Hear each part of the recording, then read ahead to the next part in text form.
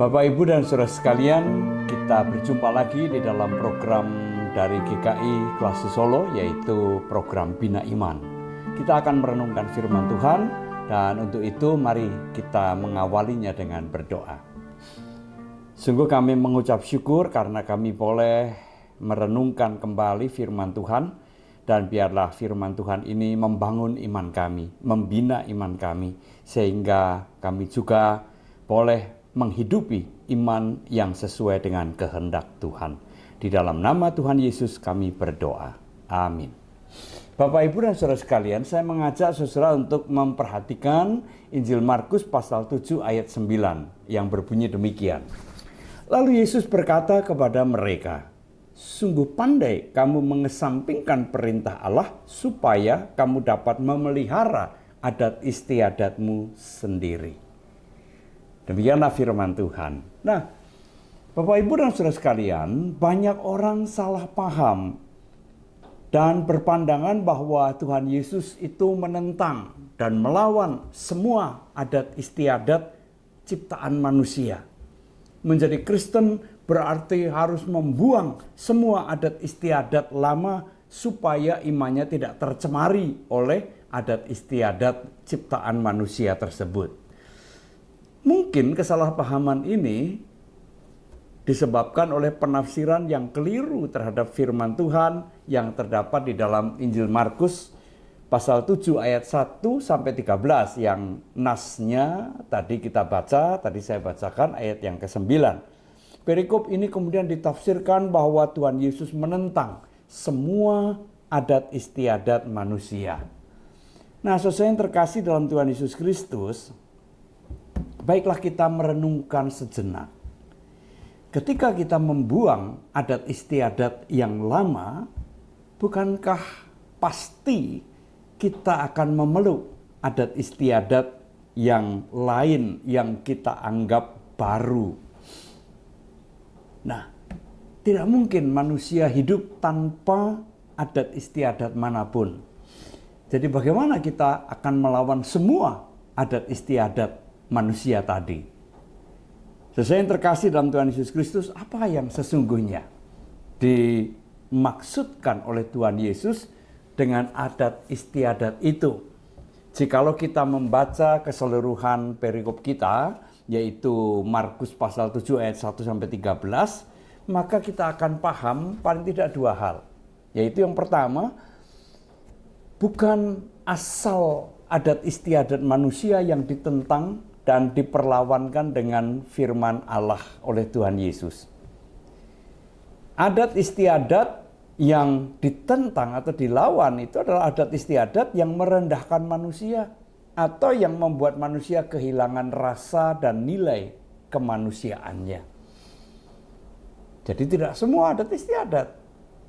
Dan kedua, adat istiadat yang dijadikan alasan oleh manusia untuk melepaskan diri dari tanggung jawab terhadap sesamanya. Dengan kata lain, memanipulasi adat istiadat demi kepentingan dan kesenangan pribadi. Nah, saudara yang terkasih dalam Tuhan Yesus Kristus, itu bisa kita lihat dari contoh yang diberikan oleh Tuhan Yesus. Yaitu, ada anak yang tidak mau bertanggung jawab untuk memelihara orang tuanya di masa tuanya, dengan alasan bahwa uangnya sudah dipersembahkan untuk Tuhan. Padahal tanggung jawab untuk merawat orang tua yang sudah lanjut usianya itu melekat di dalam diri setiap anak.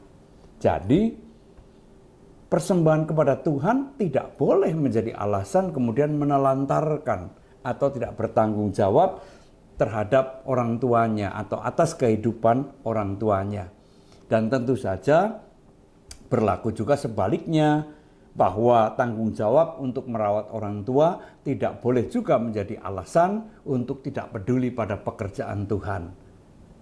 Kedua-duanya harus berjalan bersama-sama, harus seimbang.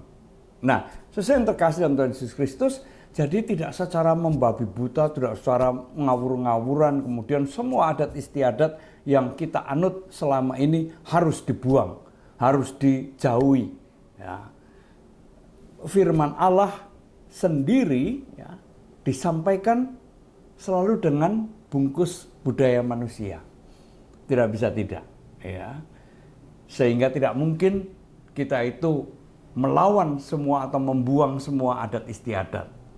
Ada orang-orang yang begitu tegas mempertentangkan taat kepada firman Allah atau taat kepada adat istiadat. Nah, firman Tuhan yang kita renungkan, kita coba gali secara singkat tadi, menunjukkan bahwa tidak semua adat istiadat itu harus dilawan, tapi adat istiadat yang merusak nilai-nilai kemanusiaan kita, yang membuat kita tidak peduli pada orang lain, atau yang membuat kita tidak peduli pada Tuhan. Nah, adat istiadat semacam itu yang memang harus dijauhi ketika kita sudah menjadi Kristen atau sudah memasuki kehidupan yang baru.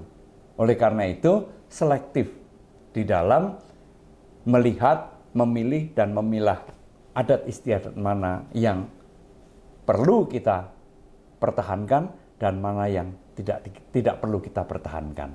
Sehingga dengan demikian kita menjadi bijak. Itulah yang Tuhan kehendaki. Tuhan memberkati. Amin. Mari kita kembali berdoa. Terima kasih ya Tuhan, kami boleh merenungkan sejenak akan firman-Mu.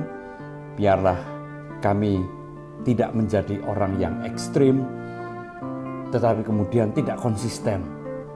Melainkan biarlah kami menjadi orang beriman yang bijak, yang selektif, yang tahu mana yang harus dijauhi dan mana yang harus dipelihara, sesuai dengan kehendak Tuhan. Terima kasih Bapa, di dalam Kristus kami berdoa. Amin.